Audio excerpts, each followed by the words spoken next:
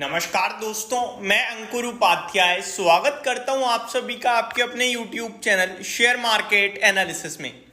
Last video में जैसा कि मैंने आपको अलर्ट किया इंट्राडे आज के लिए कि स्क्रीन अच्छी नहीं दिख रही है। एग्जैक्टली अभी तक बाजार वही कर रहा है। अभी 25,000 के नीचे फिसले हैं हम लोग। हालांकि केवल 2-2.5 पॉइंट ही नीचे हैं, लेकिन नीचे फिसले हैं और मिड कैप इंडेक्स आधे % टूट गया है। Small cap index almost 0.4% down हो गया है। तो इंस्टेंट वीडियो, इंस्टेंट अपडेट का ये फायदा होता है। अब ये चीज ना बहुत 100 में से 70 लोग ऐसे हैं जो हमारे देखते हैं कंटिन्यू, और इसीलिए देखते हैं कि हम टाइमली अपडेट देते हैं, टाइमली चीजें आपके साथ शेयर करते हैं। मैं बार बार कहता हूं, हम चीजों को समझ सकते हैं, पढ़ सकते हैं, शेयर कर सकते हैं एक दूसरे के साथ, लेकिन वही होगा ये दावा नहीं कर सकते, क्योंकि ये मार्केट है, ये सबसे सुप्रीम है, ये किसी को भी कभी भी गलत ठहरा सकता है। अगर इससे सुप्रीम कोई होता तो फिर मतलब बाजार में नहीं है ना। वॉरेन बफेट साहब जो इन्वेस्टिंग के मामले में मतलब शायद सबसे बड़े हैं, वो जब गलत शेयर खरीद सकते हैं, लॉस ले सकते हैं, तो हमारी आपकी तो हैसियत क्या। तो आपके साथ व्यू डिस्कस किया था, एज इट इज काम कर रहा है। अब कुछ लोगों को चीजें समझ में नहीं आती, कुछ लोग फालतू के कमेंट्स करने में रहते हैं, बट उनसे मैं यही कहूंगा, भाई जितना जल्दी आप बातों को समझोगे उतना अच्छा है। बाकी तो लाइफ एंजॉय कर ही रहे हो आप भी, हम भी, और तो सब ठीक ही है। आगे मैं आपके साथ मार्केट ब्रेथ पे फोकस करना चाहूंगा। अभी 1323 शेयर्स नेगेटिव हो गए हैं, 940 शेयर्स पॉजिटिव हैं। तो मतलब लाइफ आई के मार्केट में आपके साथ उल्टा मतलब अपोजिट व्यू शेयर किया, कन्विक्शन के साथ किया, और आप देख सकते हो उसके नीचे है।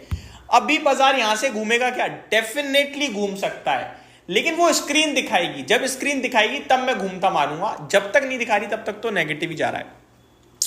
अब आ जाता हूं स्टॉक स्पेसिफिक। आप सभी के साथ बीते कुछ समय से अदानी ग्रुप पे काफी बुलिश रहा हूं। कल अदानी पावर के रिजल्ट्स भी शेयर करे थे कि नंबर्स को बिल्कुल भी गलत मत समझो, नंबर्स अच्छे हैं। स्टॉक का प्राइस ऊपर जा रहा है, नीचे जा रहा है, मत सोचो। अभी लगभग 2% के करीब नीचे है। कुछ कमेंट बताना चाहूंगा, लाइक कोई कह रहा था 50% प्रॉफिट टूट गया। भाई वो जो 50% टूटा है, आप मेरी बातों को समझो। आप ईयर ऑन ईयर बेसिस देख रहे हो, ठीक है। आप कह रहे हो 8,700 करोड़ से घटकर 3,900 करोड़ है। मोर देन 50% प्रॉफिट डाउन है, अराउंड 58 to 56%।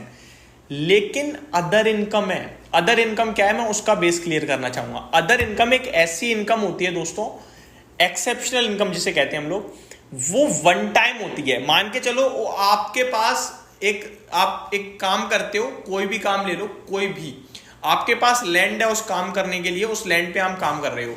आपको दिखने लगा यार मैं जितने लैंड पे काम कर रहा हूं उसके अलावा मेरे पास थोड़ा एक्स्ट्रा और पड़ा है, आप बेच देते हो, ठीक है। आपके पास पैसा आएगा, तो वो पैसा आपने पास आया, जिस क्वार्टर में बेचा उस क्वार्टर में पैसा आया। अगले क्वार्टर में जब आपके नतीजे आएंगे ना, तो वो पैसा भी आपको प्रॉफिट में शो करेगा, तो वो अदर इनकम में चला जाएगा, जो लैंड का पैसा है। क्योंकि वो अगले क्वार्टर में तो आप नहीं बेच पाओगे, उससे अगले में तो नहीं बेच पाओगे, हर बार तो नहीं बेच पाओगे।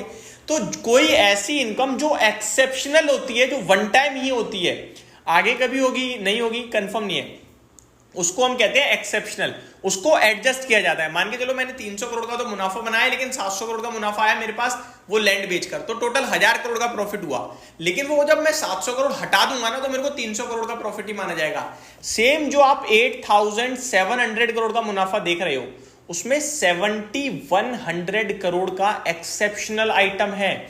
यानी 8,700 में से 7,100 करोड़ हटा दो, कितना बचा? 1,600 करोड़ बचा।